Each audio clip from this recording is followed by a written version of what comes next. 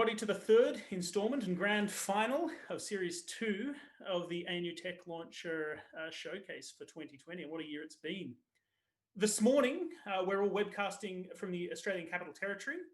These are the traditional lands of First Australians, and specifically here in the ACT, it's the Ngunnawal people. And so I'd like to pause now to acknowledge that and to pay my respect to the elders, past and present. I'm Dr. Charles Gretton. I'm the convener of the ANU TechLauncher program, and I'm here this morning with Dr. Priscilla Khan-John, the program's co-convener. This webcast has been put together by Manik Mahajan and supported by Ryan Ridden-Harper. And this week, we also have some senior members of our Bachelor of Software Engineering degree program, Karmik Yu and Rachel Wu, moderating questions coming in on socials. So please, folks, don't be shy, whether you're joining us in Zoom or whether you're on the socials. In Zoom, use the Q&A feature. And if you're on socials, please use the various feeds. Hopefully our moderators will be feeding those questions up to the speakers. So seated in what is currently the Research School of Computer Science in the College of Engineering and Computer Science, the Australian National University TechLauncher program is the platform the university provides to enable our students to build relationships with a range of industry, government and investing organisations and communities, and to do this prior to and part of the completion of their degree program. TechLauncher is an experiential learning coursework activity available across the university and supporting interdisciplinary groups of students who wish to pursue their learning and to develop their ideas collaboratively together and perhaps with folks from outside the university. The program has close relationships with the Canberra Innovation Network and with other important local innovation ecosystem partners on campus and also around our local geography and even beyond that. And it's through these partnerships that TechLauncher is able to support our entrepreneurial students who wish to create and scale new social and or commercial ideas. And whether our students are collaborating to deliver a project to industry, or whether they're delivering something to government or a government partner, or whether they're trying to drive their own startup agenda or scale a business, the cohort learns and practices and exhibits entrepreneurial and agile traits. So without further ado, I'd like to kick off proceedings. And first, I'd like to have the honour of introducing Professor Mick Cardew-Hall, the ANU Pro Vice Chancellor in Innovation and Advancement. Professor Cardew-Hall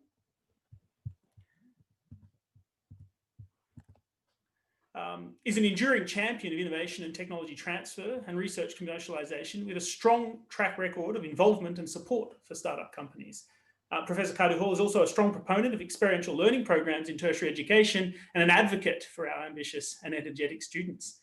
So Mick, if you'd like to take the floor.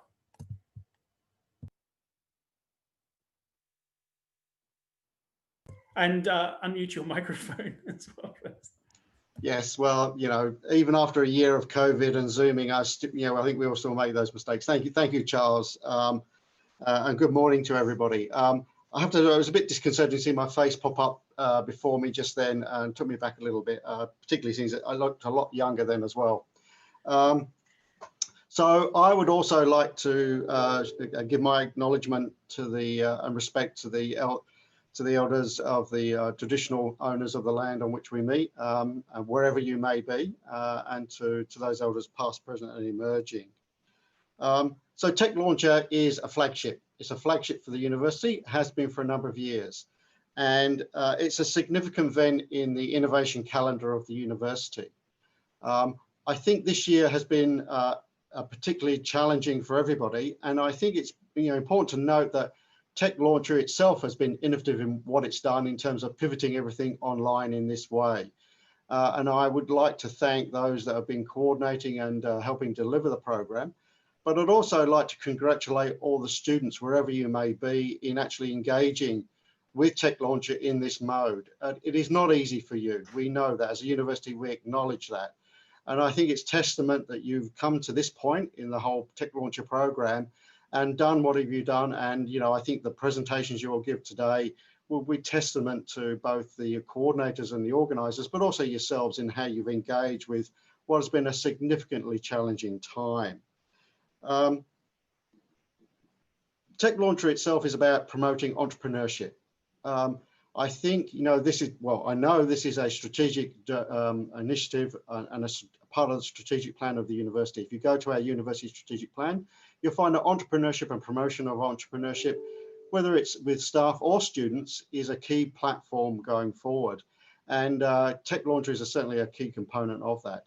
I think what's also more significant is that, particularly if you look at the last budget from the federal government, the engagement of universities with business and industry to promote entrepreneurship, to promote innovation, is seen as a key component of how the nation is going to actually, really come out of this COVID situation. It's going to be part of the recovery, and it's been flagged as such. And so TechLauncher, I think, is the way of ANU, is it demonstrating that we're already ahead of the curve in many of those respects. And so I think it's a great flagship that we have here. So congratulations on your program. This is the first step, hopefully, on your entrepreneurship journey as individual students.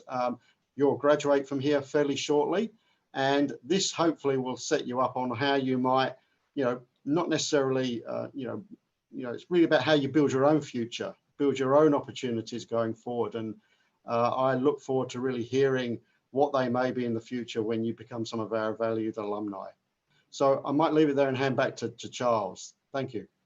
Brilliant. Thanks so much for those insightful words.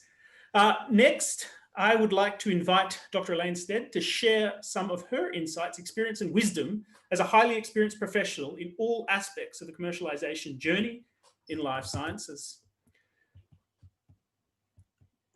Thanks, Charles. I'll kick off. I know I only have 5 minutes, and really what you asked me to talk about with you all today, which I'm very humbled to be asked to talk to you, is kind of my view on the future of research and innovation. And I thought maybe it was best, or perhaps the only way, to talk about the future of research and innovation is to maybe talk about what I've learned in the past.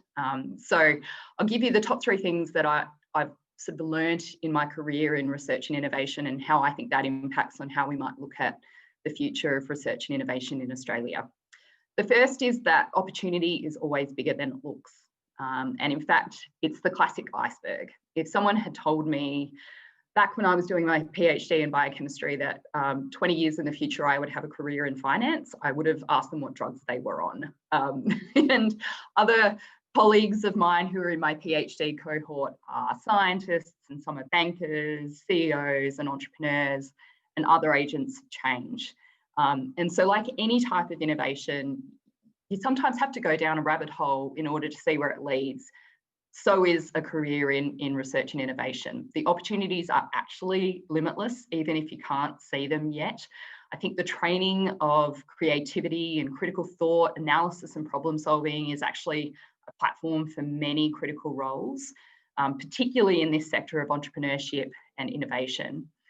And I think one of the most recent analyses showed that 90% of all new jobs in Australia exist in startups, and that most startups are actually innovation-led. So I would say that innovation and entrepreneurship isn't an opportunity set, it's actually the opportunity set in Australia, and actually ties into some of the comments that Mick just made. The second is that change is good, even when it's bad. No matter my role, whether it was a researcher or a venture capitalist or a corporate, a role in a corporate, the most impactful people that I have ever observed in my career, by any definition, have been those with the courage to confront change head on. Whether this has been a change in orthodoxy, change in approach, a change in thinking, or just a change in attitude. And the ability to apply that confronting of change equally to change which is advantageous and also disadvantageous.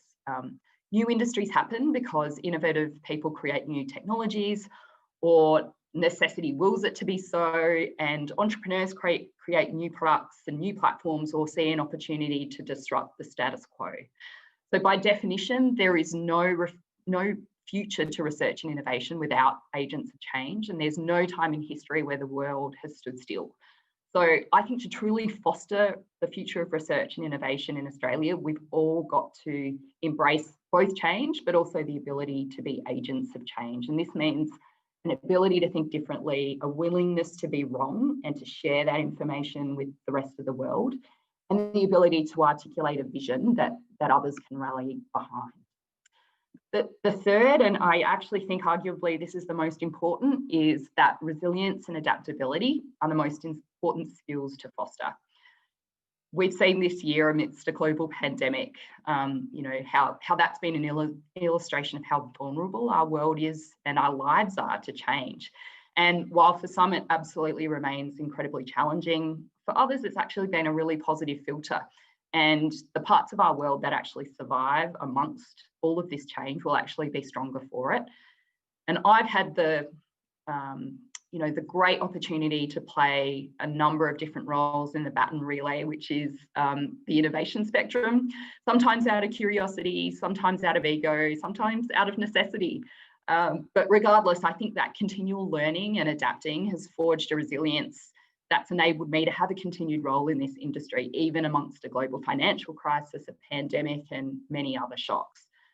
So, you know, as I look at the jobs that exist in our world today, the ones that are really moving the needle, they didn't exist when I went to school. And the rate of technological change is actually accelerating, as everyone knows Moore's law. So the reality is, I think the future of research and innovation is actually really hard to predict, except to say that it will continue to happen. What I think will be really necessary regardless, and which I think all of you are on the path to, particularly with programs like this with TechLauncher, are a path to resilience and adaptability to change, and to become people who accept that change rather than resist it, or better yet, actually learn to get better because of it.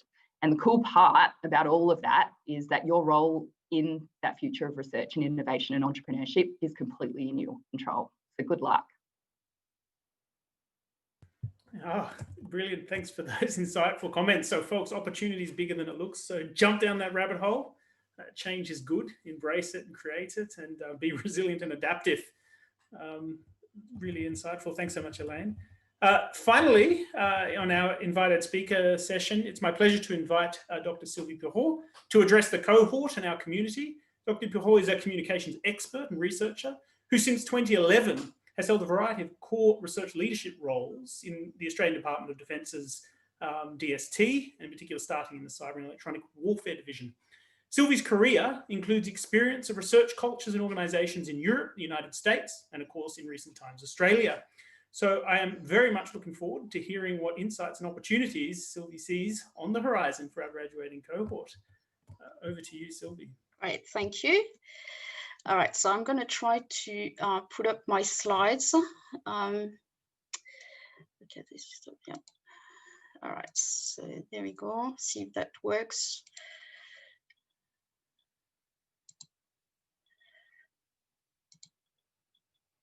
There we go. Good morning, everyone.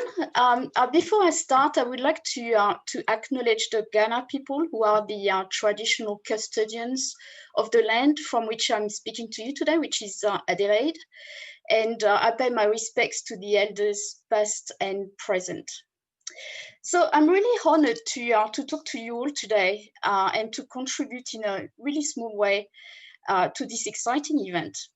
I'm not only honored, but actually, when I thought about it, I'm actually grateful that I was asked to talk about this great topic, which is knowledge and understanding driving positive change.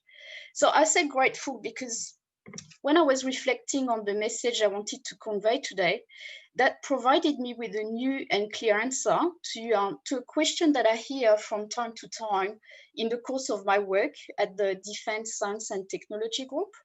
So to put this in context, so I'm leading what we call a branch of about 70 staff, 75 scientists who have skills in computer science, electrical engineering, telecommunications, and AI.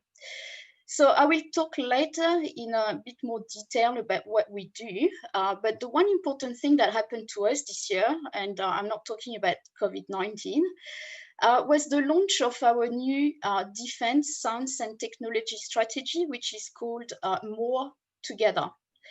So obviously a new strategy that comes with changes that need to be made in the organization. And the question that I was referring to before that I hear from time to time from staff is, but why do we need to change now? Another question that I was asked in the last few days, I was actually by my sons when I told them I would be giving this keynote address today. And their question was, what is the difference between knowledge and understanding? Like, is there actually a difference between the two? And rather interestingly, I realized that these two questions, so why do we need to change the way we undertake S&T? And what is the difference between knowledge and understanding? Well, the answers to these two questions were actually more related than one would think, and certainly key to the idea that knowledge and understanding can drive positive change. So let's talk a little bit about knowledge and understanding. So you may have heard of this quote from physicist Dr. Einstein, who once said, well, any fool can know. The point is to understand. So the question, of course, is how do we go from knowledge to understanding? So this is something that I thought about in the last few days. And I think that, knowledge is acquired by absorbing and arranging information to identify patterns that can form concepts, scientific techniques, or equations, let's say. But understanding goes beyond this. So understanding involves combining knowledge that we acquire over time and via different means to discern reasons behind the patterns. And with this, then we can grow awareness about ourselves and the world around us. So, of course, unlike knowledge, I think the concept of understanding is more difficult to define or even teach, because the path to understanding can be quite personal. So understanding can involve questioning, unpacking, challenging the knowledge we acquire before we can actually make sense of what it really means and how it fits in the big picture. So I'm sure that, as students, some of you have realized that whilst you can memorize, let's say, like a mathematical equations or concept, let's say, for instance, the Fourier transform, it's not until you have applied it to different problems and in various contexts that you really, really understand it. So the difference between knowledge and understanding is, I think, is the difference between memorizing and learning. So when I was a university lecturer some years ago, and exam time was approaching, then my students would always ask me, "Oh, do you expect us to know this equation by heart for the exam?"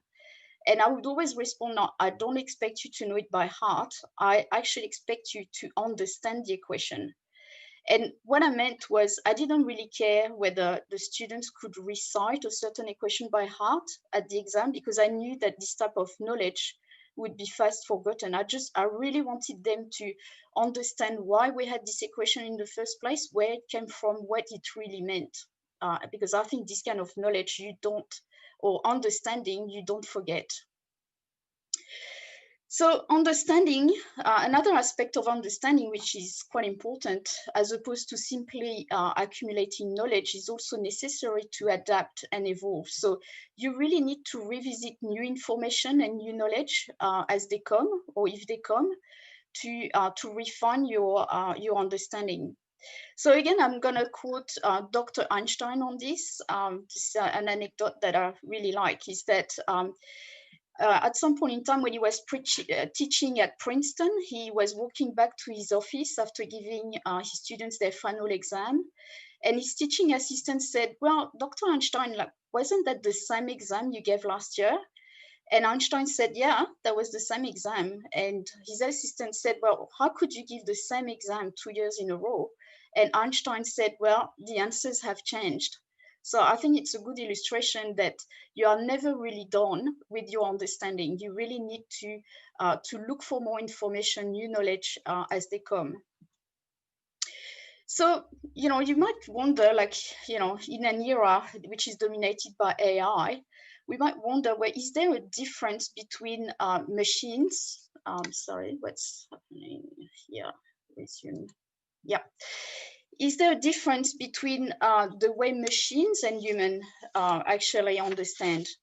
And I really like this quote from Professor Melanie Mitchell, who is a specialist in AI, and she said, "Humans are able to actually understand the situations they encounter, whereas even the most advanced of today's AI systems do not have yet this human-like understanding of the concepts that we are trying to teach them. So obviously she was really quite challenged on this. And a whole bunch of scientists got together and they asked questions like, well, how do we know if a system is actually understanding? What metrics can we use? What is the actual definition of machine understandings, and why is it different from that of humans? And to answer that question, that she organized like a really big workshop that drew together scientists that were working not only on AI, robotics, but also on cognitive and development psychology, animal behavior, information theory, philosophy, and other disciplines as well. So I think that's a good illustration that to answer this kind of question, to get a better understanding, like ironically about how, in this case, how machines actually understand, you really need to have an interdisciplinary team that needs to be formed. And so that leads me to the next topic that I wanted to talk about, which is in order to better understand the world, and especially the complex world that we have to face, we really need to have these interdisciplinary teams to achieve this. So I think I saw some of the topics today that that are going to be explored, and for instance, in the area of healthcare planning and monitoring. So obviously, you're going to have to involve teams, with medical scientists, data scientists, but also public health policies, and probably law and ethics as well, of course, as probably business people and marketing people. So it's really when you draw together all these multi or interdisciplinary teams that you really achieve knowledge or understanding. So that brings me back to the new defense S&T strategy that I briefly mentioned a while ago, and how we are really involved in this process at the moment. And so first of all, like, why did we need this new strategy? So I don't know if you have been, some of you might have been exposed to DST in the last few years. And traditionally, DST has been very good at delivering S&T and capabilities that had great impact, not only for defense, but also in the civilian sector. So you can see some example here on these slides, on the pictures. Not many people, for instance, know that the black box in aviation was invented by a DST researcher. And obviously, the impact of this invention from DST is huge, because as you know, every single aircraft in the world is equipped with this black box. However, as the world and the nature of warfare in particular becomes more and more complex, DST has realized that in order to make a real impact, researchers and scientists from different disciplines within DST, but also from academia and industry, need to join forces and work in a collaborative manner. So this new way of thinking has led to the new DST strategy, which I mentioned before, and which is called More Together. And in order to implement this strategy, we have defined a set of 8 big projects that are all inspirational, aspirational, and really game changers. So we have called these big projects, they are science, technology, and research shots. And we like the acronym because the acronym is STAR shots, which is in reference to the moonshot, of course, which was the nickname for the Apollo 11 spaceflight project, which landed the first man on the moon in 1969. So I'm pretty sure for those who have been exposed to DST, this terminal is STAR shot. It comes across quite often because this is the new way we are working. And as I said, it's all about collaboration with industry and academia to harness all these ideas. So I'm just going to talk a little bit about the particular STAR shot that I am involved in, and I want to talk about it today because again it is relevant to this topic of knowledge and understanding. And so that STAR shot is the information warfare STAR shot. So I was saying it's relevant for two reasons. So the first one, because this starshot requires interdisciplinary teams of experts in computer science, AI, cyber, electronic warfare, telecommunications, but also psychologists, philosophers, and ethics specialists. So it's a really big team of interdisciplinary players here. So the second reason this starshot is relevant to the topic of today's session is that if you recall this diagram that I showed earlier, the key to knowledge and understanding is information. So without information, you can't have knowledge and you can't have a good understanding. So how exactly important is information, especially digital information in today's world? So if you think about the World War II, you really realize that the human at that time were in direct control of their planes, vehicles, weapons, or their physical environment. So it was just the human and the physical environment. Well, things have changed a lot now, because in modern warfare, you have an information environment or a digital information environment layers that sits between the human and the physical environment. So what does that mean for us? So what does that mean, for instance, for the physical environment? That means that if you control the information environment, well, you control the physical industrial world. So it's really quite powerful. Sylvie? Yes? We're running very short on time. Oh, okay, sorry. If you could wrap up shortly, just so we have some time for some. Sure, okay, yeah, no worries. Sorry about that, I got too excited. Oh yeah, so I'm just gonna go a little bit quickly on this slide. So I just wanted to talk also about the human reliance on information and how basically information is also how we define our truth, and the fact that nowadays our notion of truth is actually defined by by the digital information layer as well, which means that if you control information environment, then you control people's thinking. And obviously the information environment here, so if you control the information environment through algorithms, for instance, then you control the information. So that leads to this notion of information warfare, which includes, influence operations. So in this category is like how can you influence the humans or their sense of truth through the information, whether that can be, on social media or news, or even through the computers, the images that they actually see. So in that case, like the teams that we work with are, there are lots of psychologists and also philosophers as well. That we have to work on cyber warfare, like how the information is actually altered within the machines, and also electronic warfare. Yeah. So well, I think you this definitely raise some interesting themes. Yeah. The fact that defense is concerned both with kinetic warfare but also information warfare. But also this need to involve a lot of disciplines that you wouldn't necessarily think to involve in some of the teams that are working on these challenges nowadays. Yes, that's right. So I just wanted to conclude my my session today by reflecting that on the fact that when I talk about interdisciplinary teams, I'm not just talking about scientists, and I'm thinking about, like especially in the agricultural area.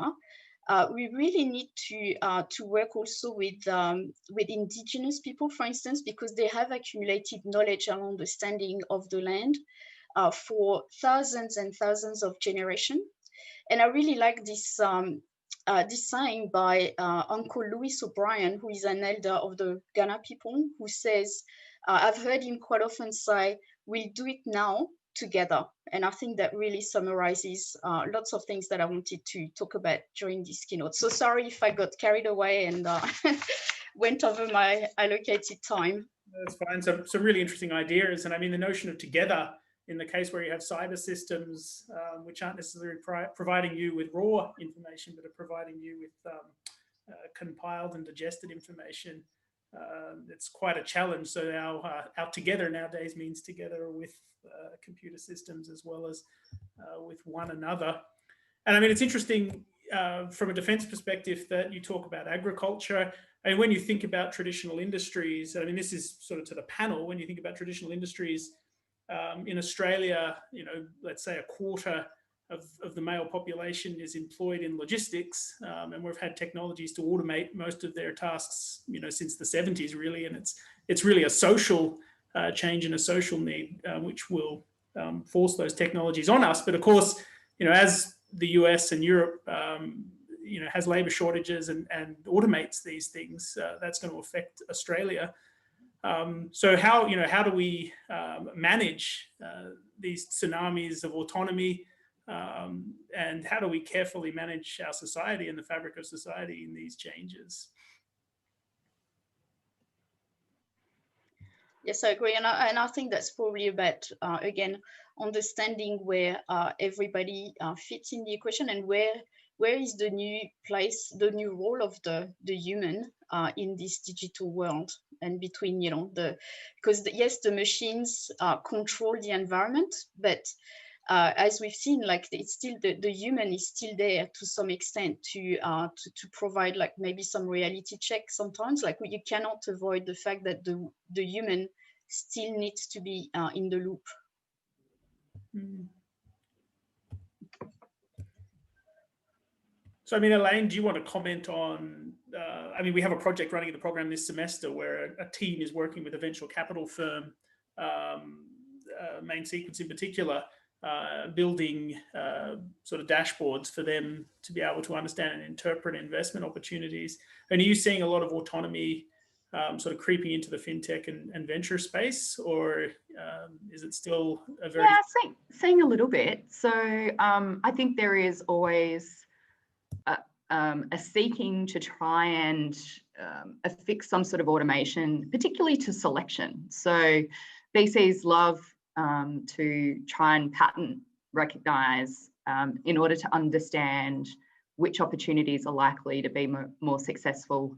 And this is predicated on an understanding, or at least an assumption, that there are these common things that are required for opportunities to be successful. So absolutely, there are attempts to try and automate some of that. But the reality is that particularly early stage growth and early stage investing is very much an alchemy. I'm not sure there is a paint by numbers approach to that. And so, and this is a very self-serving comment as a venture capitalist. I don't think the ability to pick those opportunities will ever be completely automated, because at the end of the day, businesses are run and grown by humans, not by robots. And so having that human approach to, you know, providing assistance, which is really where venture capitalists are meant to provide their value add, will always be somewhat necessary.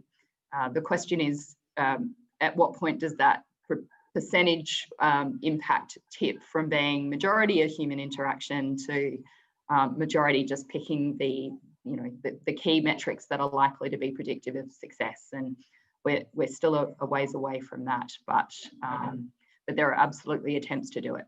Yeah, and as I said, I think that we've seen that. I think, you know, from something that I mentioned is the fact that nowadays we can't say that you know, machines understand. So they can provide you with the knowledge. They can probably, you know, analyze patterns, but it's very much left to the human to really understand what these patterns that the computer is providing, to analyze, like, what does that mean?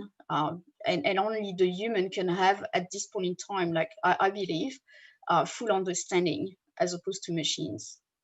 Yeah, no, definitely some interesting thoughts. I mean, Elaine spoke about adaptability and resilience being really important traits and skills that people ought to learn and practice and exhibit. And then Sylvie also mentioned Melanie Mitchell's sort of questions in particular in the artificial intelligence field, and the need for multidisciplinary teams to try and address and answer those. And multidisciplinarity was sort of a theme of some of your slides. Does undergraduate education need to perhaps change a bit to involve our undergraduate students more explicitly in multidisciplinary projects and in research projects, in blue skies projects, and in some of these, in answering some of these big questions? Oh, look, I would love to get Mick to weigh in on that, because I think he would be fantastically placed to answer that question. But I'll give you my 5 cents worth initially, is that I think those are things that I think should be incorporated into our education system from day dot. So not just our undergraduate programs at a university level, but I think teaching people how to be more adaptable to change and how to be more resilient to knocks, and how to work and collaborate in a multidisciplinary way is something that we benefit from as humans, just full stop. It's not just about innovation. And so I would love to see that incorporated in a broader education program. But Mick, I'd love to hear your view on that. Yeah, look, I think it comes down to that experience. I think education is about experience, and so it's the experience you have. So I think it's very important to provide a broad range of experiential opportunities in all stages of education, which is why TechLauncher is actually, I think, an unbelievably good environment to learn, because you learn by your mistakes, and it's the mistakes that give you the resilience that Elaine's talking about. I think we do need to do that. There is a challenge there in terms of when you have a big student cohorts, giving that experiential learning can be tricky. But that's not to say that it can't be done, and we should be doing it more. At a university, we should be encouraging more engagement with the research endeavour that we do, because that's how research goes forward. We hypothesize, we do experiments, we learn, and then we learn from that and move forward from that. So that is the learning tangent that we have. And I think it's how do we now meld that, what is a traditional learning mode, alongside now all these other tools, all these other AI, how all this data, how we can actually present data in much more significant ways, so that we adapt to that experiential learning to these new methodologies. Because it's keeping, I think Sylvie said that we've got to keep the human at the center of all what we do, and it's about how we enhance that experiential learning through these new technologies. Yeah, there's something else I wanted to mention in terms of something that I think is a key part of innovation and resilience, is the fact that we have to think a little bit more about failure as being part of success, and failure as being part of innovation. If you don't try new things, and you know that some of them are going to fail, but if you don't try them because you are scared and afraid you're going to fail, then we are not going to be very successful at being innovative. So I think that's also something, and that's comes back to the concept of resilience, and let's not be afraid to fail from time to time, as long as we learn from these failures. So jumping down the rabbit hole and finding out what's in there. So brilliant insights. I mean, we've had some questions coming in on the wire, one of which is around the topic of risk mitigation for government. Should government be leveraging university partnerships more for driving innovation agenda and innovation projects? Well, the short answer is yes, of course. But the risk is important. So anything, any learning, any investments, any venture, it's all about taking an idea along a risk profile. And so there's the early stage where you might want to have more government intervention and working with universities, and that's what universities should be doing, is really doing the high risk components of anything along an innovation pipeline. And as you go on, business and industry come in at their appropriate risk appetite. So the risk issue is actually quite an important one. And government's role, my belief is government's role is to be at the early stage, higher risk element of that. And the universities are a key component in helping the government deliver on that for the Australian economy overall. So I'd say yes, that we do need to grow that more. It's always challenging how, though. That's the big challenge that any developed nation has, is that interface between government, universities, and industry and business as to how we manage through that risk pipeline. Yeah, that's right. So again, in defense, we are, as part of this new strategy, so we have, we need to work closer with academia, and we are definitely doing that. And we are trying to find like a, clear pathways between the kind of innovation, academic ideas that we get from academia, right down to translating them into capabilities through we've got like the Defense Innovation Hub, for instance, that allows us to actually use industry to transition these great ideas from academia into actual products. Elaine, So any last thought on that question? No, I don't really have anything additional to add over and above what's already been conveyed on that one. Excellent. Well, thank you so much, Sylvia, Elaine and Mick. It was an honour to have you join the proceedings today, and I'm sure our audience has taken a lot from your presentations and this discussion. But we are 10 minutes over time, but we've managed that risk. We had a buffer. And so now we want to celebrate what the students have achieved over the last while. I'll just briefly give an overview of the student presentations that we're going to have this morning, and then we'll hand it over to the students. Keep those questions coming in, folks. A lot of the students are on the panel this morning and can answer those either typing and sometimes on a voice channel. So keep those questions coming in. First up, we're going to have the flood modelling team, a team which has been looking at combining a number of different complex mathematical models of how water flows to essentially help us manage disasters and understand disasters better. Next, after that, we'll have the Assistive Tech team. They've been building a virtual tether, so mobile phone tether for people with visual impairment. After that, we've got the Canberra medical team, which have been working with the Canberra Hospital and the ACT Authority on a clinical trials management system. After that, we've got the Main Sequence Venture team, which is essentially creating a system to visualize and analyze data in the venture space. After that, we've got the Tech Prescription team, which are creating a prescriptive tool for the ANU medical students. Then we've got Track Pupils, a tool that helps people with various physical impairments communicate their needs with a mobile phone. After that, we've got Heart Decisions, a group of students that are building a tool to assist doctors in diagnosis and managing heart failure, heart disease cases.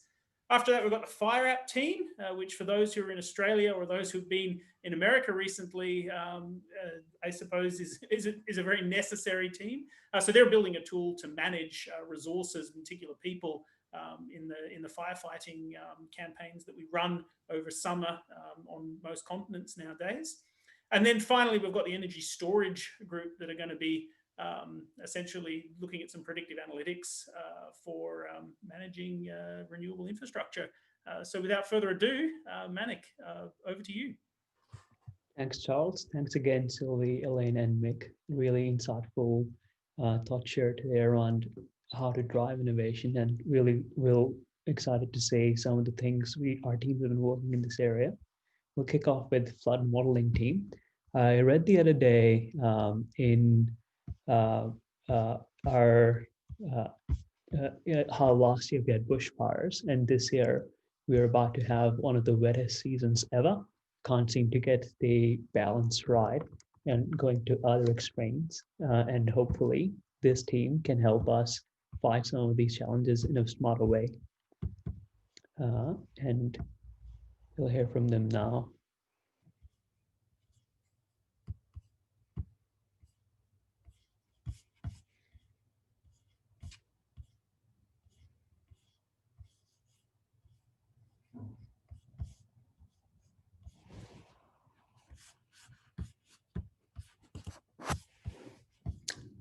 Just 1 second.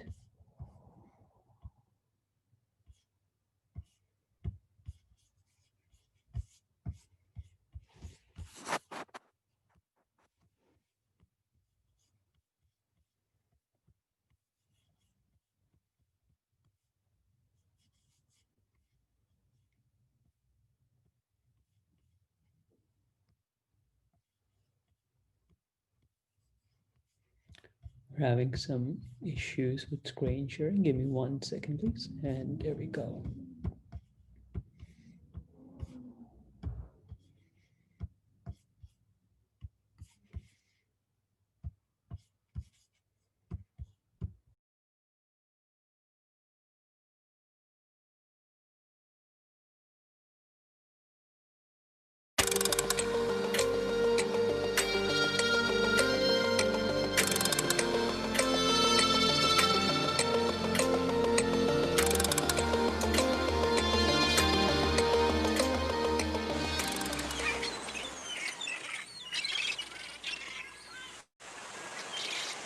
Hey, don't worry, I'm Anuga. I can help you. Anuga can model water flow arising from these events, can predict where water will go, at what speed, over what duration before the event has taken place. But I still have no ability to incorporate flow through underground pipe networks, which is important for small flooding events. Hey, don't worry, I'm Swim. I can deal with this. Swim is such a model which has the ability to incorporate flow through underground.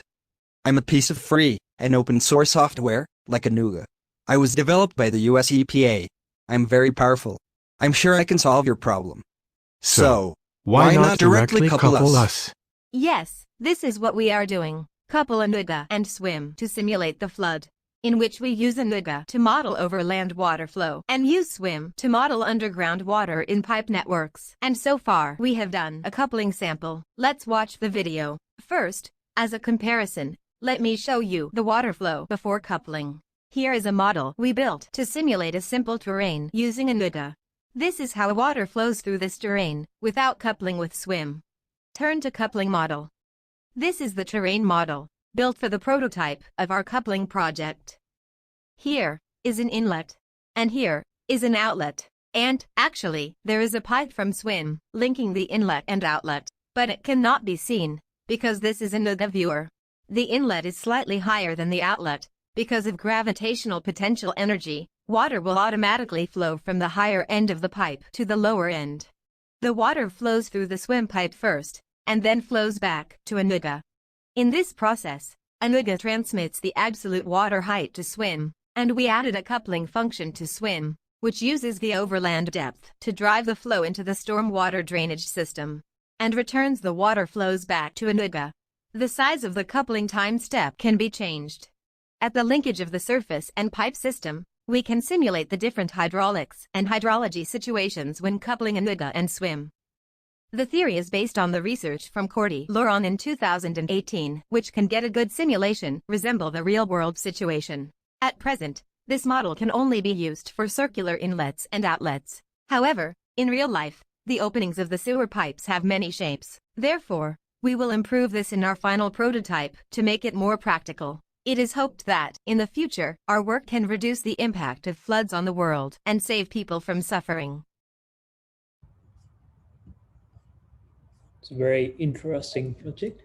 Keen for people's questions for the flood modeling team, if there are any.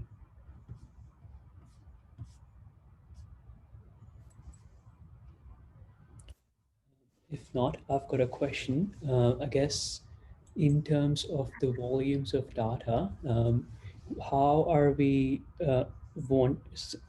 is it possible for us to dynamically simulate some of these models that you guys have created? So what the model does is that you can input some initial conditions, and it does simulation sometimes in a few minutes, depending how long you want. And after that, you can play the output as a video, or you can just look at the raw data output, and it does write as it goes, if that's what you mean. Yeah, rightio. That's quite cool. If there's no audience questions for you for the flood modeling team, we might move on to Assistive Tech. Assistive Tech are helping create a tool for people with visual impairments via a tether to be able to be more ambulatory. Quite a cool project, and really keen to hear more about it.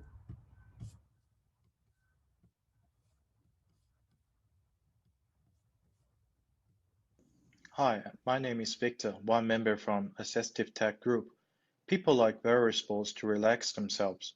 For visually impaired people, they need a volunteer to guide their sports, including jogging, running, and hiking via tether. However, what should they do when they want to participate in sports and there's no volunteer available? With the intelligent era coming, we need a more efficient and convenient solution. Tether is a fabric which volunteers can use to guide visually impaired people and provide them constant feedback that they're safe and on the right track. That is where Visual Tether comes from. It is a mobile phone application which visually impaired people can use to find and navigate their path to the safety sports playground. This app can automatically find a safe path to the playground based on the user's requirements and navigate users to do sports freely. In this predefined path, users will constantly receive audio guidance of the direction and safety reminding. When emergency happens, Virtual Tether will give an instant warning and call emergent contacts. Virtual Tether is also working with Canberra Blind Society and Achilles to make sure this product meets their requirement. Then Victor will run through the demonstration.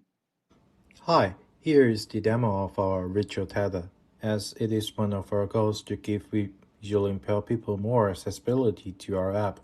Each section on our app is readable. Just a single tap on every section and there will be a voiceover just like this. Welcome to Virtual Tether. Enter the application button. Enter the developer page button. Enter the back. Welcome page heading. By clicking the enter button, you will see the welcome page where your personal information, including your emergency contacts, will be displayed. Edit personal information button. Profile picture. Name Dave Fluid. Address San Francisco, CA. Emergency contact, John Smith.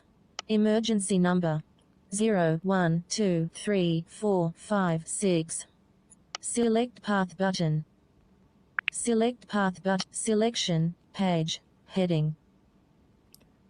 Once you click Select Path button, it will direct you to a selection page where you can select different paths.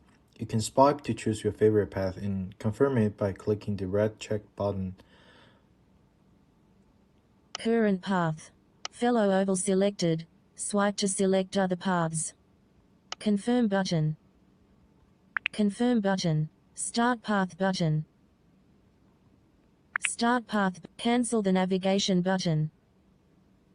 Once you click the Start Path button, you're all good to start your path.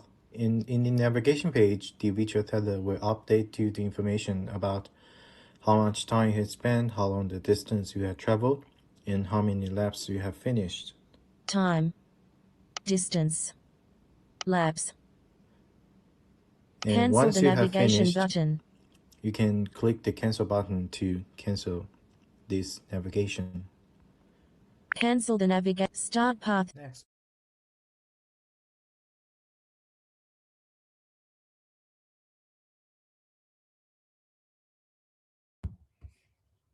Very hands-on, very tangible tool. Really interesting work, guys. Do we have any questions from the audience for the team?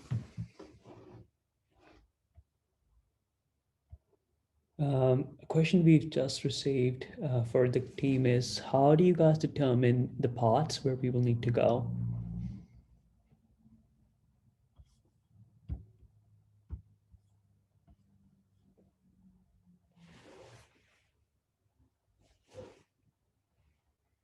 Cool. We might not have the right person to answer the question yet, but I can imagine it's some form of path optimization going on.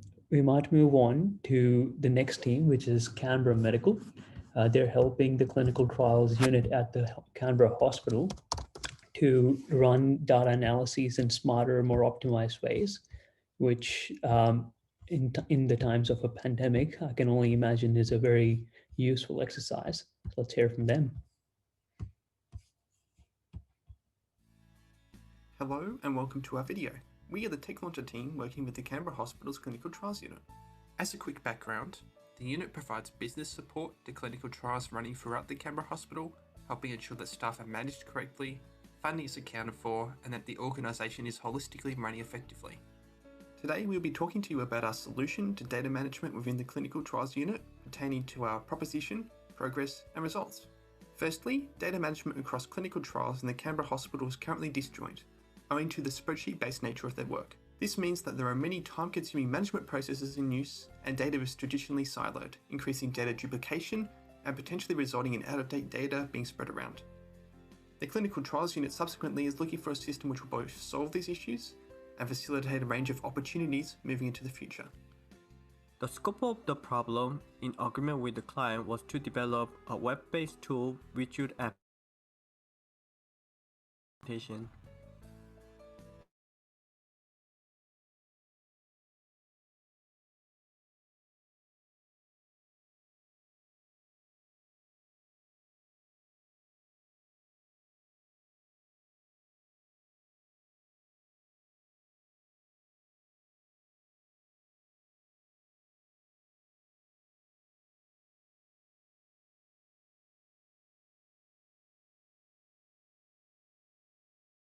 We have to be compliant with all the important standards in this field. This is both specific to medical field, utilizing specification like fire for the storage of medical data, as well as ACT government policies surrounding security. In producing a product surrounding these requirements, we have implemented our solution through an agile paradigm to both solicit requirements as quickly as possible, noting that our limited time frame means that we have to maximize the usage of the time that we have been given. In our first semester, we built a narrative around the product in consultation with the stakeholders for the project, building and understanding user stories and the environment, building towards an implementation schedule for the second semester. Following that, we have been rapidly building a system. The backend was implemented first using a reference FHIR database and implementing required resources and extensions on that. We then prototype and build on top of this a React-based application which queries this FHIR database to display and add data. As a result of this, we have nearly completed a viable MVP solution for the core component of the project, meeting the requirements of the original statement of work. We have delivered a web interface which is both easy to use, tested, and future-proof. We have validated our application in an Azure environment with the intention to have this active in the Canberra hospital environment around March of next year. Thanks for listening!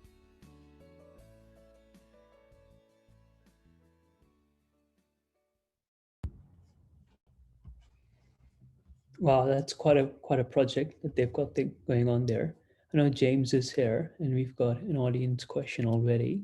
Do you guys have a plan for a wider rollout within the hospital of this tool?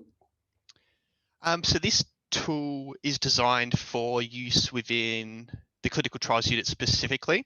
Now, there's a larger project going on within the Canberra Hospital surrounding data management and digitized patient records. And the idea is that our system eventually, by using a FHIR interface, will be able to interface seamlessly with those new systems that are being developed.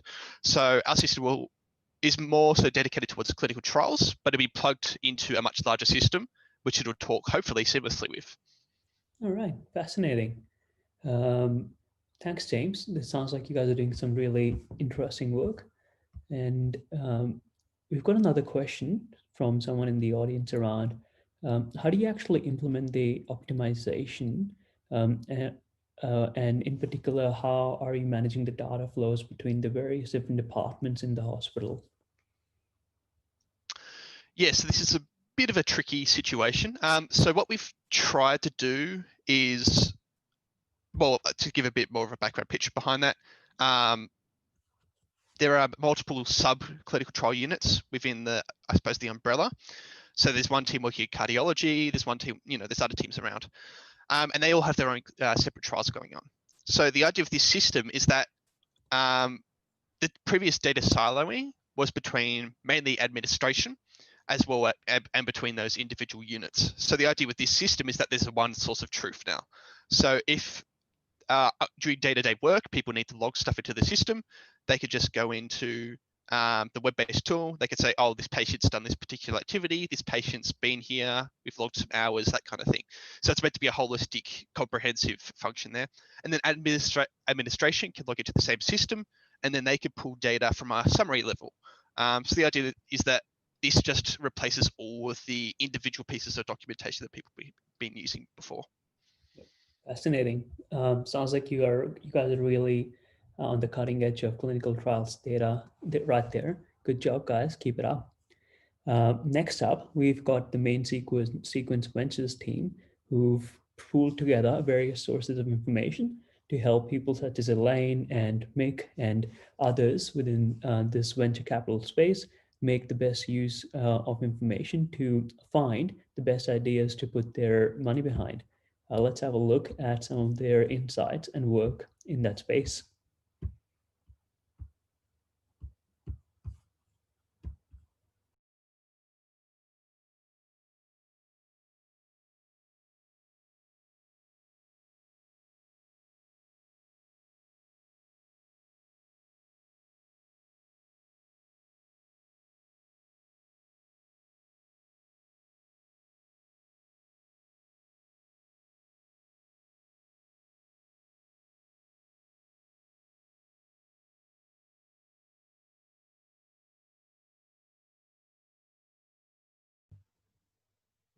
Firstly, let me introduce the context of Manic, while that's buffering on your system, this project. play the next video. Our client is an Australian venture capital that manages $240 million innovation fund.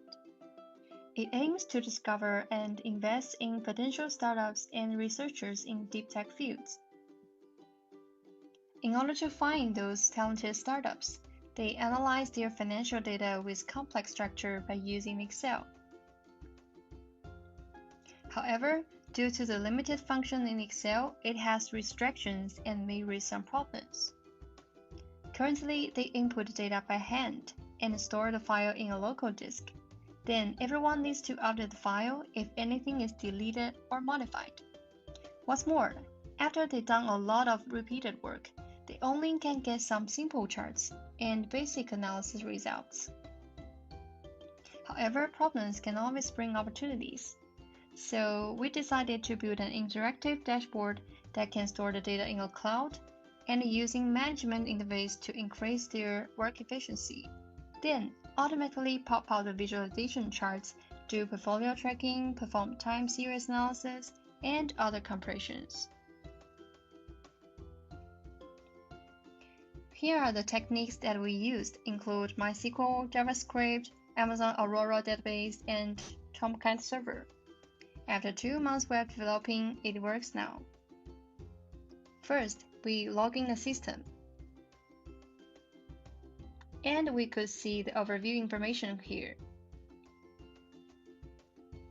We draw various diagrams to show the trend, distribution, and comparison.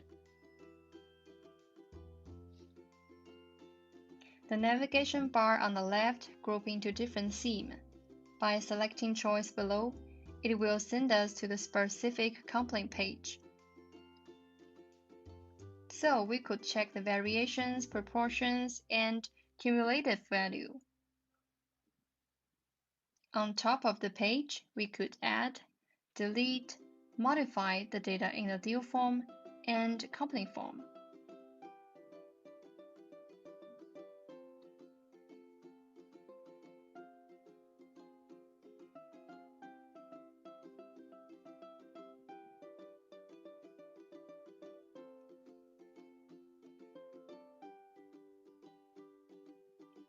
And here we could see the data we already have in our database.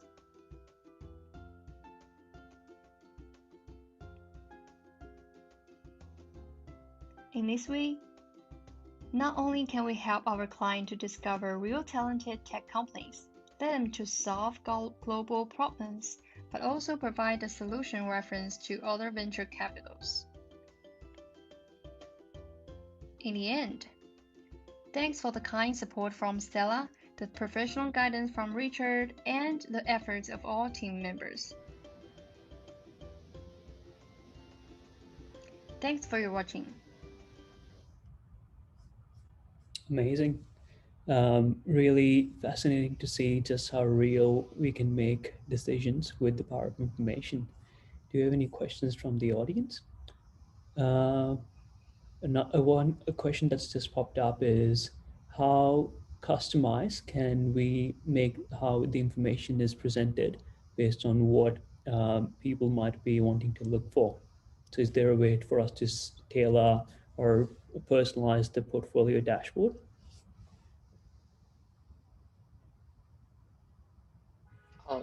Excuse me.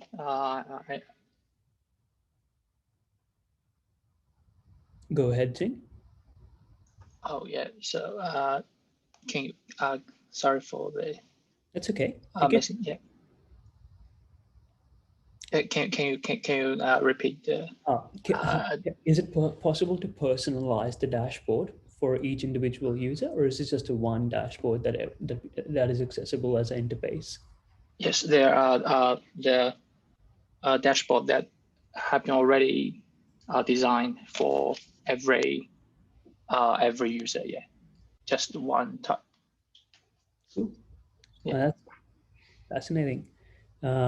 Thanks, Jing. In the interest of time, we might move on to the next theme. I do have a lot more questions coming for you.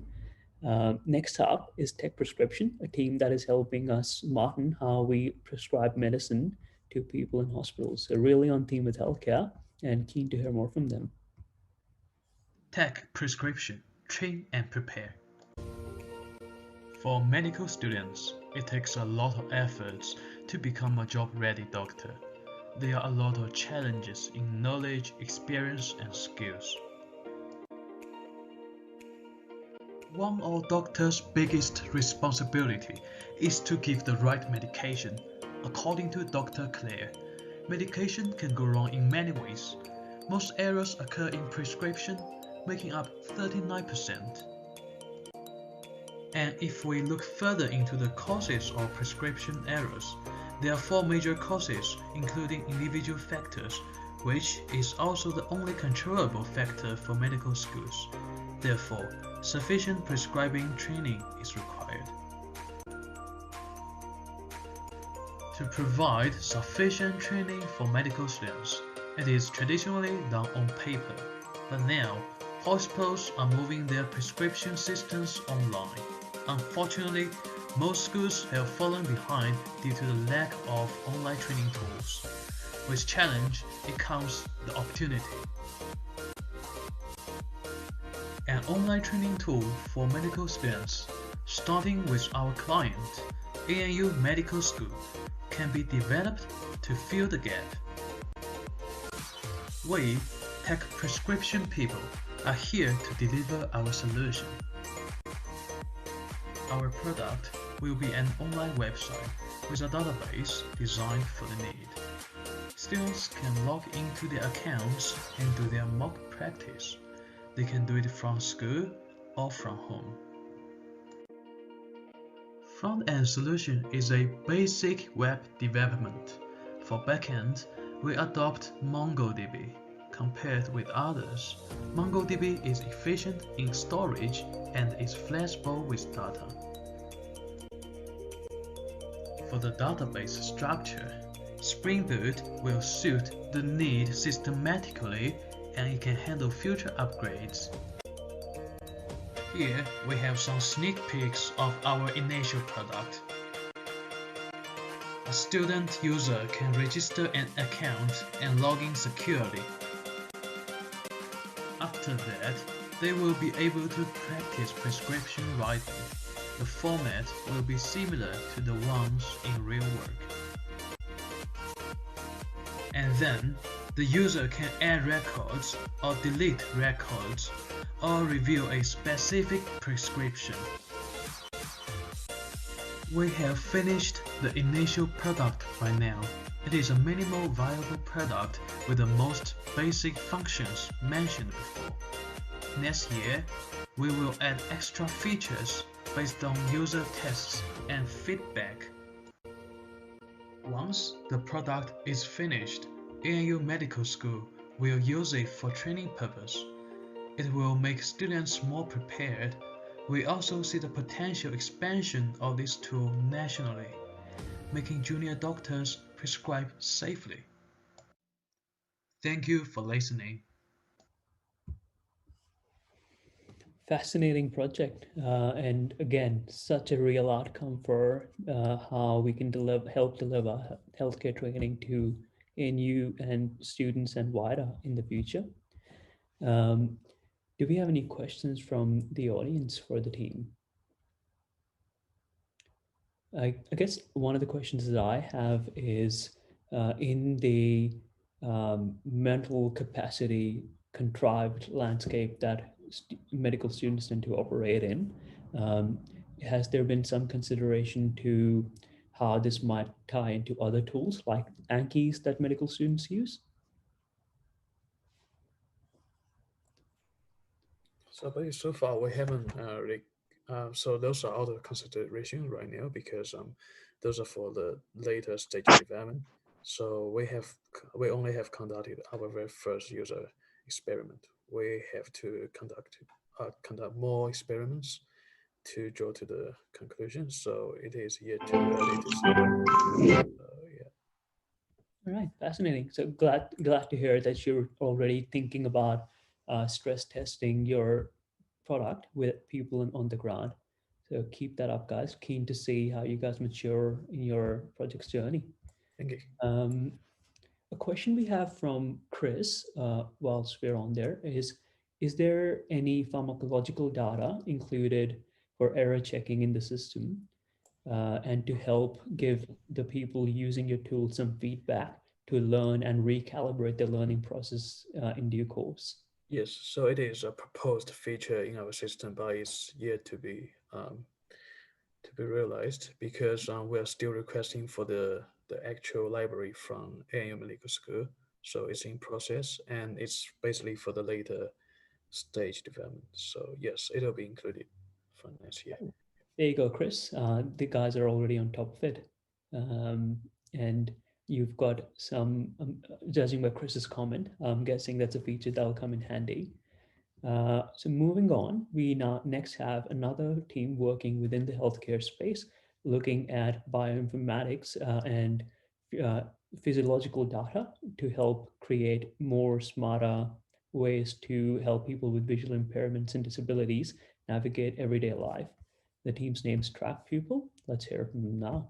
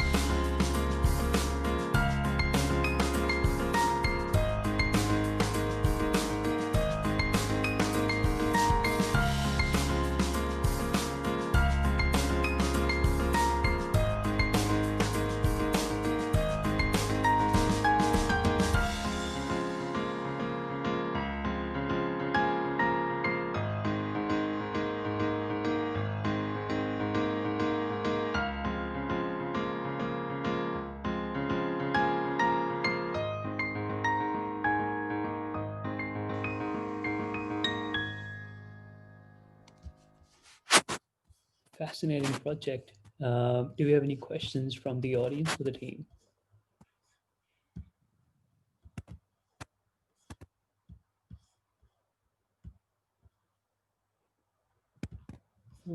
we might move on to the next team, which is Clearbox. Clearbox is a technology company working within operations and management of communication networks and electromagnetic spectrum. The team has been working on using cutting-edge machine learning and object detection to help identify objects and potentially classify antennae within different spaces.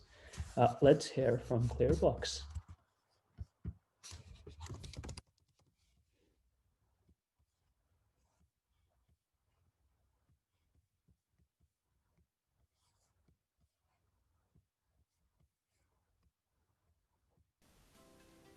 For years, antenna serves as humans' eyes to explore the outer space. Now we want to look back from satellites. Can computers help us find these antennas? Our antenna identifier model developed using computer vision makes this achievable. Just give it a satellite image.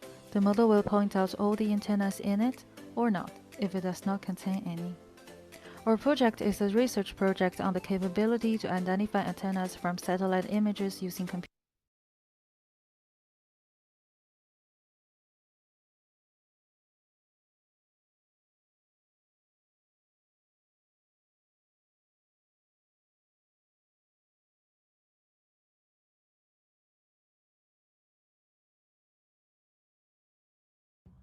You had some buffering issues with the team. If Clearbox team are here, would you be able to give us a quick 30-second pitch on what your project is? Yes. Thanks, Shihan. Over to you. And I think our the main purpose of the project is to using the computer vision technologies, like we tried YOLO networks or fast RNN networks, this object detection sense, and try to scan the satellite images and try to find the antennas on the image. Mm-hmm. And till now, most of our work is to just try to use different models, give them different parameters, or and try to give them different layers, and try to use a feature metrics we get from different layers of that network, and try to put them into the head part of the CNNs and see and train the network and see if they can catch all the antennas on the pictures. We use average precision to evaluate our work and try to see if the model has captured something wrong, or if it has captured all the antennas on the images. And that's basically about all the works that we do this semester. Actually, there's one more thing, that we expand our data from 200 images until now, and we have about 1,400 training images. And we also have also through these experiments of different models and how they and the ability that they can scan the images, we have designed the final we have make some design of our final model, and we actually first we do all these experiments on the MATLAB, and the next semester we try to transfer all the code, all the architecture of the networks to the PyTorch, so that actually it will be more easy to run it or train it. Oh, fascinating. Thanks, Shihan. Sounds like you guys have done some extraordinary work in object detection. And yeah, I know there's a few companies working in this space, and very exciting area to be in. Exciting for you, exciting for us, and good job. Sounds very promising. We have another question in the Q&A. So the question is from a person who's chosen to be anonymous, but the question is, what does the antenna identification actually help with? As in, what are some of the practical applications of it? Actually, the first purpose of the project is to see we can catch all the antennas from the outer space from satellite images and try to see if any of these antennas are in work or not. So we want to let people know that if the station is just they have no work, just to check if the station is still in use, so that if it's not in use, we can just try to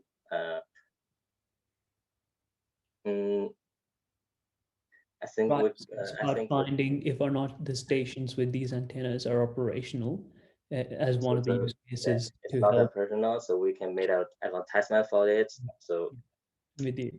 So I guess what I'm understanding is one of the practical applications of this could be finding abandoned sites or sites that might need upgrades for satellites and being able to remotely monitor and do that. Oh, amazing. Didn't even consider that. That is fascinating. yes, Thanks for that.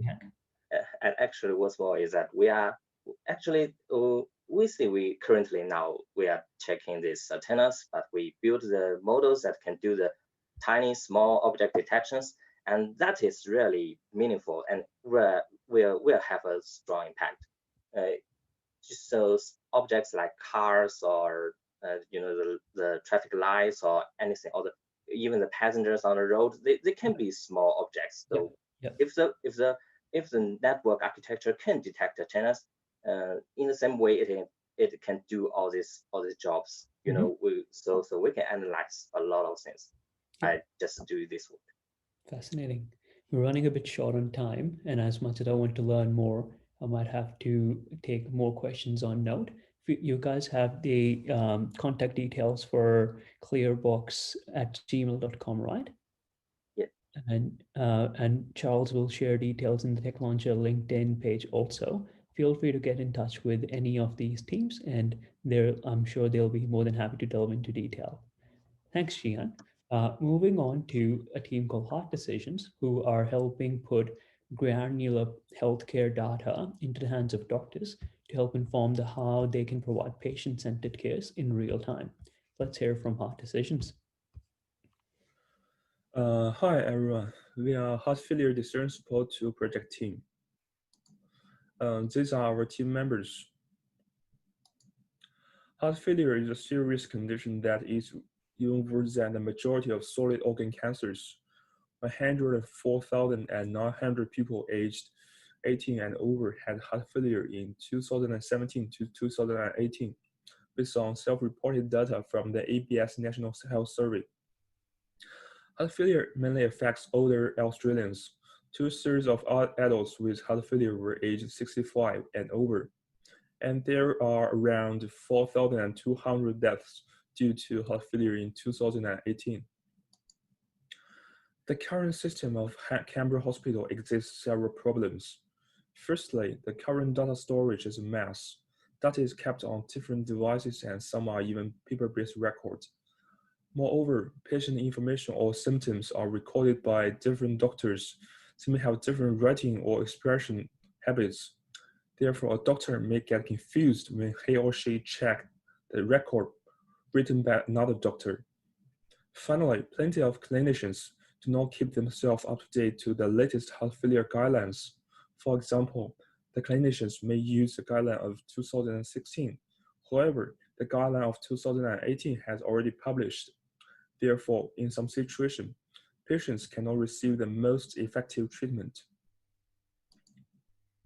Since less than half of the patients with heart failure are treated appropriately, a tool is needed to improve the patient care and the effectiveness of the clinicians. We need to build a new database to collect and integrate all the old data records. An interface is needed for clinicians to manipulate. Then we will design an algorithm to interpret the latest heart failure guidelines to provide clinicians the most efficient and safe treatment advice and maximize the delivery of evidence-based treatment. Finally, the project could evolve to a tablet app. The impact is significant to both hospital and patients.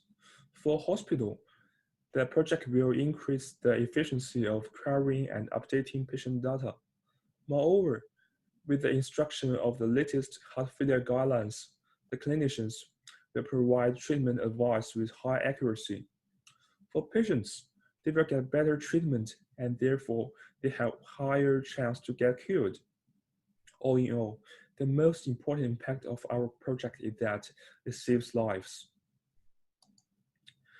In this semester, we mainly focus on three aspects: basic user requirement analysis, research on relative regulations, and study on heart failure guidelines. Compared with some solid code work, I think our job has a high priority because our project is related to hundreds of or even thousands of lives. Every mistake will lead to great loss. Therefore, everything must be under full considerations. That's all. Thanks for watching. Fascinating project.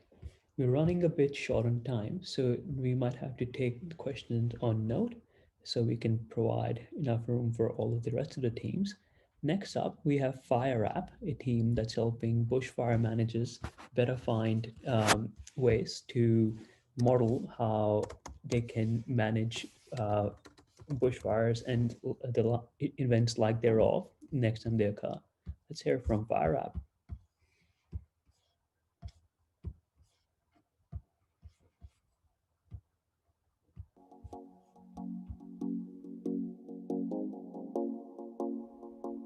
Hi there, this is the TechLaunch Fire App project for Accenture, which has been operating for the 2 semesters of ANU 2020. The purpose of the project is to create a web application prototype for the brigade captain and the firefighter volunteers of the ACDRFS, which will increase their desire to accept and utilize this software-based solution. The brigade captain utilizing the application will exceed the scheduling procedure of the volunteer assignments, and the volunteer response to their assignments will be much faster with less communication. As it is a software-based system, it will make the choices more reliable, quicker, coordinated, and accurate in terms of data and the overall procedure. Currently, the ACDRFS does not have a formal structured process and uses the method of paper and whiteboard for organizing the volunteers, their information and activities, and the scheduling assignments. The volunteers are confirmed for the assignments through lengthy phone call procedures.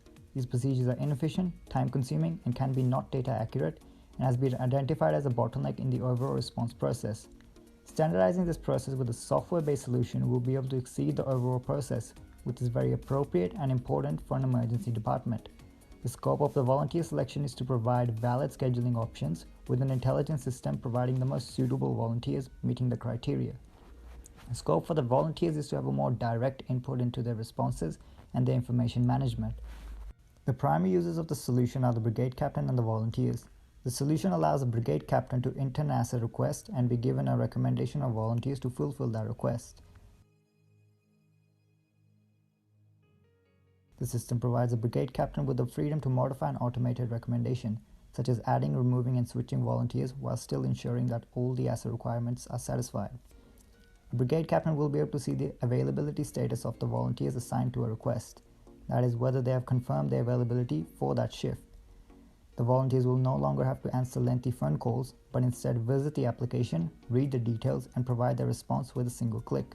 The volunteers can now also directly update the information on the availability and preferred hours.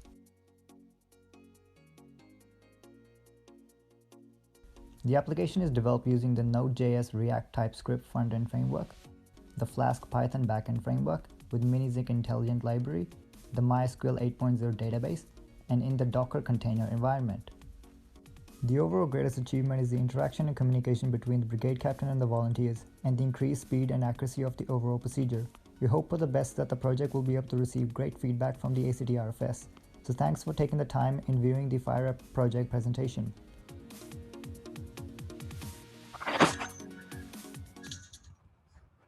Fascinating project and very insightful in terms of looking at the entirety of the business process, finding bottlenecks on there, and supplementing those processes through the software solution. So interesting to see a human-centered approach towards these very real challenges that these emergency departments are facing. Next up, we have a team called Energy Storage that is working on using AI to help improve how residential energy consumption can be optimized. Let's hear from energy storage.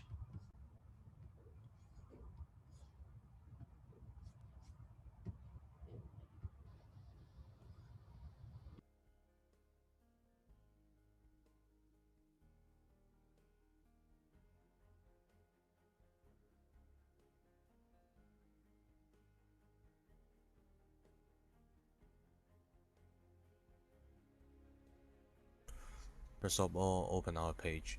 The basic map function, zoom in and zoom out are implements. Just simply scroll the view and you can get a bigger or smaller map. Also, you can press and hold the left mouse button and check the map.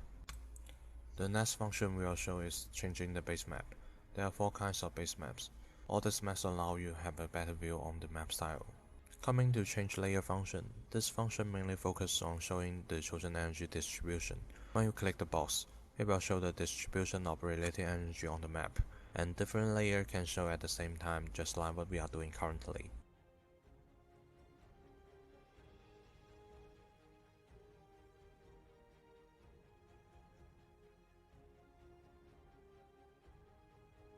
There are plenty of data showing on the sidebar. This data allows users to have a better understanding of the related information. As you can see, there are also some parameters that need to be input by users. If you are not clear with these parameters, hover on the input box and you will get an explanation. Below the user selections, there's an apply loan button. This button is for people who are interested in investing in this project.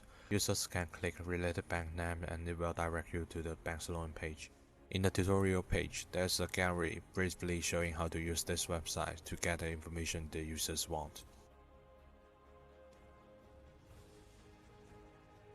You can find the project on the dance and develop team's contact information on the contact page.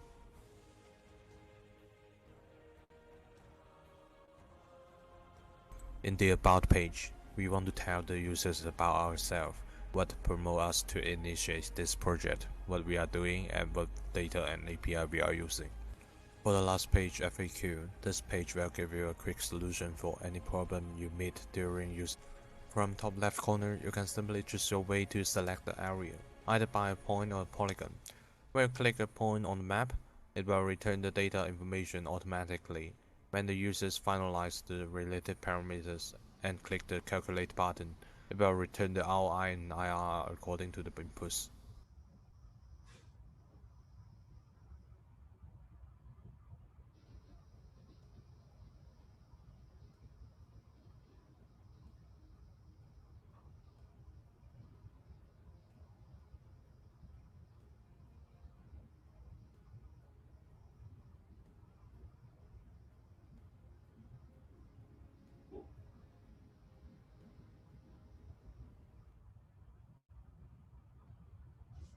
Really interesting tool to help us manage our renewable energy assets in a smart way. That's the final presentation from our TechLauncher teams. We have 2 more presentations to go before we wrap up for today. The next one is from a technology company intern named Bo. Bo is working at InstaCluster, a company that provides cloud-based solutions to the bigwigs, the likes of Microsoft, IBM, Oracle, and Bo's been working on ways to help strengthen and solidify their internal processes to build software products that are reliable and more robust. Let's hear from Bo.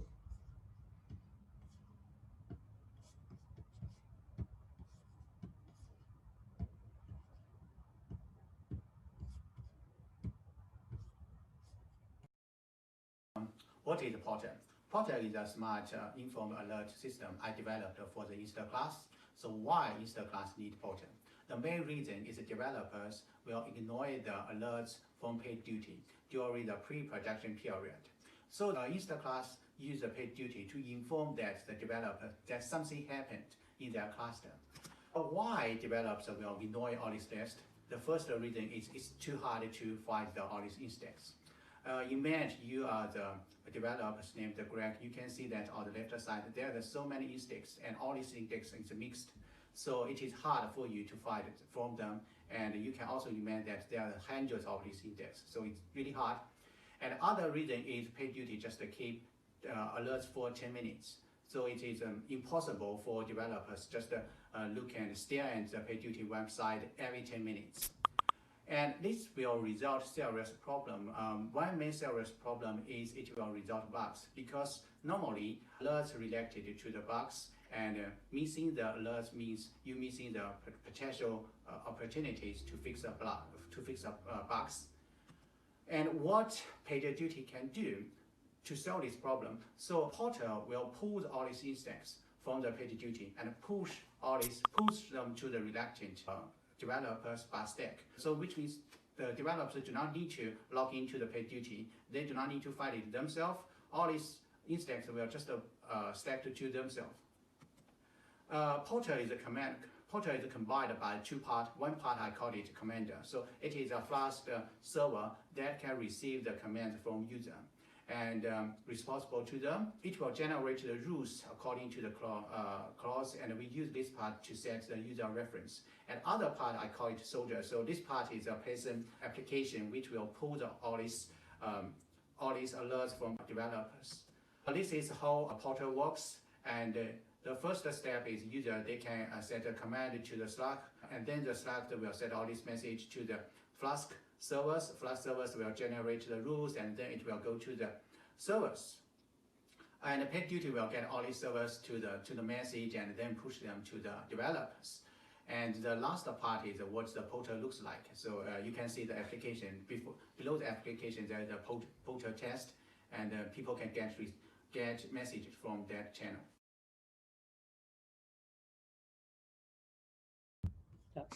Fascinating project, Bo, and really cool to see you helping find ways to save time and effort that we can spend on building better products. And you've done all of this in the last few months, really. So all the more kudos to you. Next up, we have the final presentation for today by Shuha. Shuha is working in a company called Coding Idiots, and let's hear from Shuha more about her project.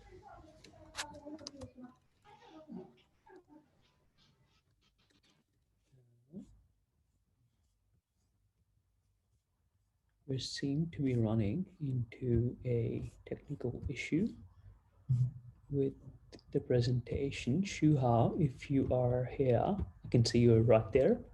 Would you mind giving us a quick overview of your project? Hi, Shuha. Would you mind giving us a 30-second overview of your project, please? Can I just play the video because I've got the video? Sure, go for it. Knock yourself out. Yeah.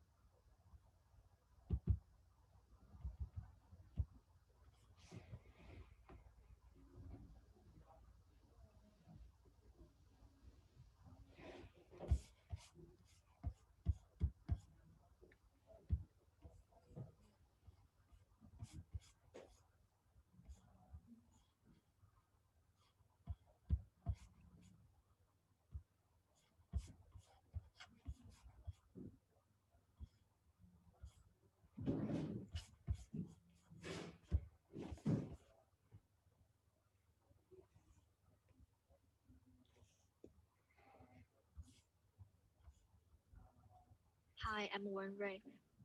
Okay, can you see this video? Yep.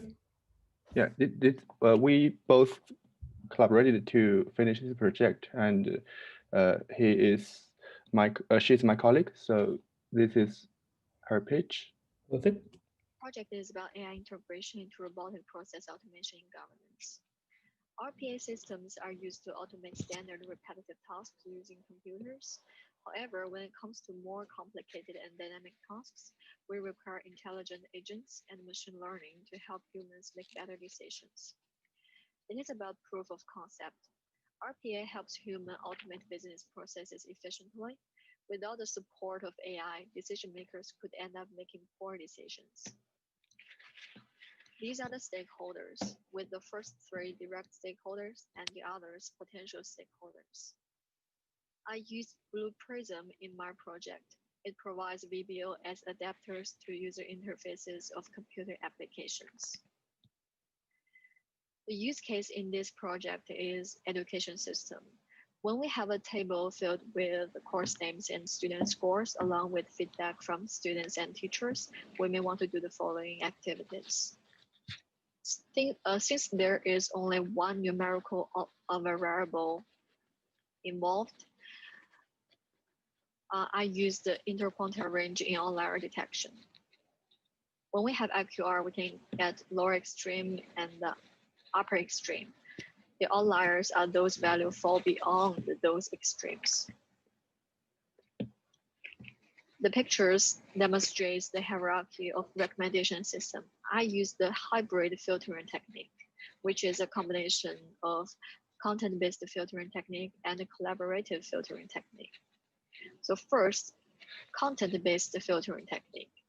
I use the content classification in Google API to find the course classification. Next, for collaborative filtering technique, I use sentiment analysis in Google API to find the opinion behind those textual feedback. In the end, we have two systems, one with AI and the other one doesn't. The one with AI students could get more customized recommendation to help them make decisions in course selection or an internship selection. To conclude, with RPA only, it saves efforts for human. However, with AI integrated, RPA could help human to think or think for human. It would make RPA a more pleasant way in business processes. This project helps to gain a fundamental knowledge and provides an implementation example to help other researchers to explore an area related to RPA with AI involved. This project also broadens insight into how to integrate AI into RPA projects, how AI can help humans to make decisions, and how AI can help RPA to work more precisely. That will be all. Thank you very much. If you have any questions, feel free to email me. Otherwise, thank you very much for your time. Bye. Thanks, Shuha, and please do pass on my thanks to Wenry, your colleague. With that, we conclude the presentations for today, and I'd like to welcome Charles to please complete today's proceedings. Thanks so much, folks, for joining today. Apologies, we did end up going over time despite our great planning efforts and resilience. I just want to reiterate my thanks to the panelists at this morning's session, Nikadu Hall, Elaine and Sylvie. It was great to have you join and inspire the cohort and our community with some insights. A huge thank you to the students. This year has been tumultuous. What you've been able to achieve in this online setting is truly outstanding. You should all be enormously proud of yourselves. I always get blown away by what some of you come up with in this new online setting. So it's been a real thrill to watch the proceedings over the last few days. Many thanks to the mentors in the program. Many thanks to Manik Mahajan and Ryan Ridden-Harper, who've brought all of this together. Huge thank you also to Priscilla Khan-John, who's been co-convening this semester, and to Penny Keebers, who was co-convening in the first half of the year. Finally, if you're out there still and have held on for this long and you have an initiative that you want to pitch to students at ANU to get their teeth into in 2021, don't be shy. Please get in touch with either myself, Charles Gretton, or our co-convener, Priscilla Khan-John. And of course, please reach out to the students, have conversations with them about what they've achieved, their incredible talents, and of course, employ those that are shortly graduating. Thank you. Thank you, Charles.